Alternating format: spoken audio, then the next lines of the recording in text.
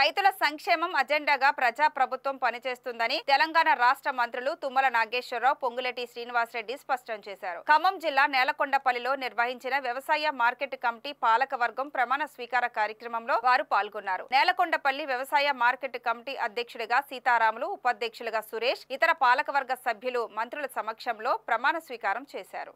ఈ సందర్భంగా మంత్రి తుమ్మల నాగేశ్వరరావు మాట్లాడుతూ గతం కంటే మెరుగ్గా రైతులు, పేదల సంక్షేమానికి ప్రజా ప్రభుత్వంలో పాటు పడతామని అన్నారు. ప్రభుత్వం ఏర్పాటు చేసిన మొదటి సంవత్సరంలోనే 31,000 కోట్ల రుణమాఫీ చేసిన ఏకైక ప్రభుత్వం తెలంగాణ మాత్రమేనని తెలిపారు. తెల్ల రేషన్ కార్డులు లేని రైతులను కుటుంబ సర్వే ద్వారా నిర్ధారణ చేసి రుణమాఫీ పథకం వర్తింపచేస్తామని హామీ ఇచ్చారు. మంత్రి పొంగులేటి శ్రీనివాసరెడ్డి మాట్లాడుతూ నేలకొండపల్లి వ్యవసాయ మార్కెట్ కమిటీ పాలక వర్గంగా ప్రమాణం చేసిన నాయకులకు శుభాకాంక్షలు తెలుపుతూ రైతులకు ఏ కష్టం వచ్చినా పార్టీలకు అతీతంగా హక్కును చేర్చుకొని పనిచేయాలని సూచించారు.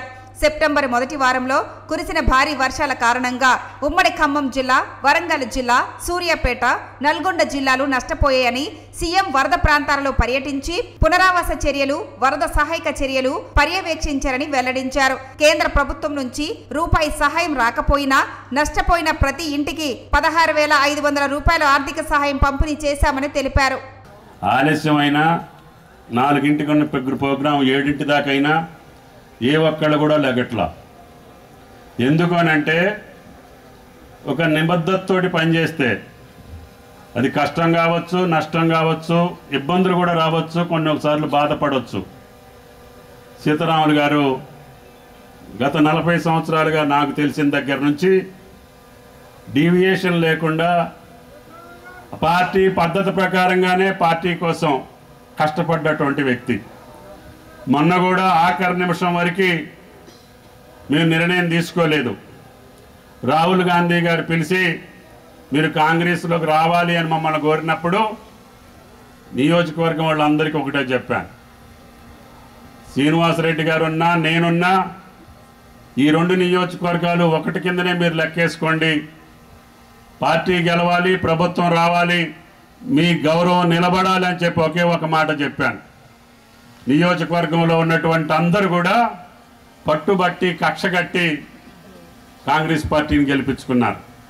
నిన్న కాక మొన్న మా గౌరవ ముఖ్యమంత్రి రేవంత్ రెడ్డి గారి మీద మీరు చేసిన విమర్శలకి ఛాలెంజ్ ఇసిరితే దాన్ని సేకరించిన మీరు ఇప్పటికైనా నిబద్ధతతో కనీసం కొన్ని సీట్లైనా, ప్రతిపక్షము హోదా కలిగిన సీట్లైనా తెలంగాణ ప్రజలు పోనీలే పాపమని మీకు ఇచ్చారు. అదే పార్లమెంట్లో ఆ పాపాన్ని కూడా తెలంగాణ ప్రజలు మీకు భిక్షలా. రేపు మళ్ళీ రాబోయే ఎన్నికల్లో మొన్న కొద్ది శాతమైన ఓట్లు వచ్చాయి, అవి కూడా మీకు మిగలవు. వారు అంటారు నిన్నటి ప్రెస్ మీట్ లో ముఖ్యమంత్రి గారిని దించడానికి శ్రీనివాసరెడ్డి గారి పన్నిన పన్నాగమట. అంటే మీ బుర్ర ఎక్కడుండాల్సింది ఎక్కడుందో ప్రజలు ప్రతిదీ గమనిస్తున్నారు. ఒకటైతే చెప్తా, మీరున్న శాసనసభ్యులే ఏళ్ల మీద లెక్క పెట్టుకోవచ్చు. మీకు మీ బావకి ఉన్న గ్యాప్ ఏంటో రేపు నిజంగా ఈ ప్రతిపక్ష సీటు కోసమే మీరు మీ బావగారు ఇంటర్నల్ మీ రకమైన యుద్ధం ఏంటో తెలంగాణ ప్రజలకే కాదు, మీ పింక్ కలర్ వేసుకొని నిత్యము మీతో తిరిగే మీ శాసనసభ్యులకే మీరిద్దరు సఖ్యత ఏంటో మీ పార్టీ పెద్దలకి తెలుసు, మీ నాయనకి తెలుసు.